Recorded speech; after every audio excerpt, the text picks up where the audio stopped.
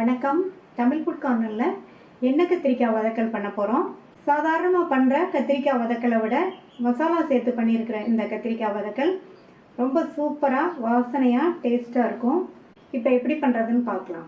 இது வரைக்கும் நம்ம சேனலை சப்ஸ்கிரைப் பண்ணாதவங்க சப்ஸ்கிரைப் பண்ணிவிட்டு பக்கத்தில் உள்ள பெல் பட்டனையும் கிளிக் பண்ணிக்கோங்க. இந்த பேனில் 2.5 டேபிள் ஸ்பூன் எண்ணெய் சேர்த்துக்கலாம்.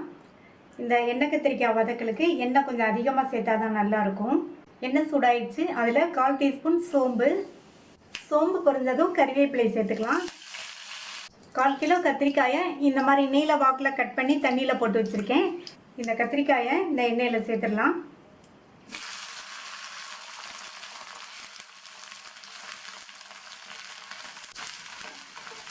எண்ணெயில் சேர்த்துட்டு எண்ணெயிலேயே ஹை ஃப்ளேமில் வச்சு ஒரு 2-3 நிமிஷத்துக்கு வதக்கிக்கணும்.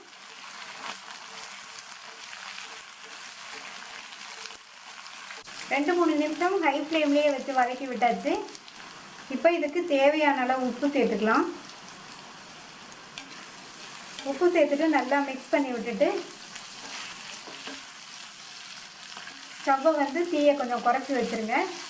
இந்த கத்திரிக்காய் வெந்து வரட்டும், குழைய விட்டுறக்கூடாது. மூடி போட வேண்டாம், ஓப்பன்லேயே இருக்கட்டும். அப்பப்போ வதக்கி விட்டுக்கணும், குழஞ்சிடாமல் சாஃப்டாக வேக வச்சுக்கணும்.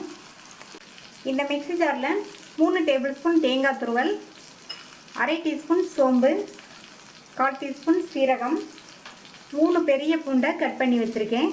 சின்ன பூண்டுனா 5-6 சேர்த்துக்கங்க. ஒரு சின்ன பீஸ் பட்டை, ஒரு கிராம்பு. இந்த பட்டையும் கிராம்பும் ஆப்ஷனல் தான், வேணுன்னா சேர்த்துக்கங்க, இல்லைன்னா விட்டுறலாம். 1/4 டீஸ்பூன் மஞ்சள் தூள், 1 டீஸ்பூன் தனி மிளகாத்தூள், 3/4 டீஸ்பூன் கொத்தமல்லி தூள். இதில் மிளகாத்தூள் கரெக்டாக இருக்கும். தேவைப்பட்டால் நம்ம அப்புறம் சேர்த்துக்கலாம்.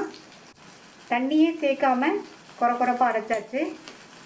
இந்த மாதிரி அரைச்சிக்கணும். கத்திரிக்காய் குழையாமல் நல்லா சாஃப்டாக வதங்கியிருக்கு. இந்த மாதிரி வதக்கிக்கணும். இது கூட குறப்பாக அரைச்ச இந்த தேங்காய் கலவையை சேர்த்துடலாம். இந்த தேங்காய் கலவையை சேர்த்ததுக்கப்புறமா நல்லா ஒன்றா மிக்ஸ் பண்ணி விட்டுக்கணும்.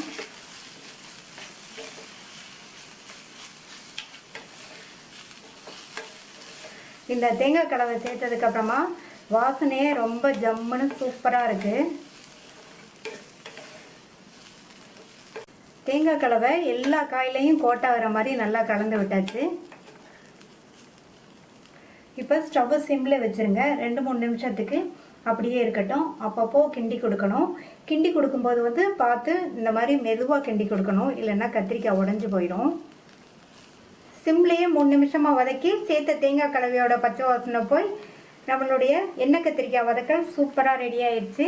கடைசி இதில் கொத்தமல்லி தழை சேர்த்துட்டு ஸ்டவ் ஆஃப் பண்ணிவிட்டு ஒரு தடவை மிக்ஸ் பண்ணி விட்டுடலாம். சுவையான எண்ணெய் கத்திரிக்காய் வதக்கல் ரெடி ஆயிடுச்சு.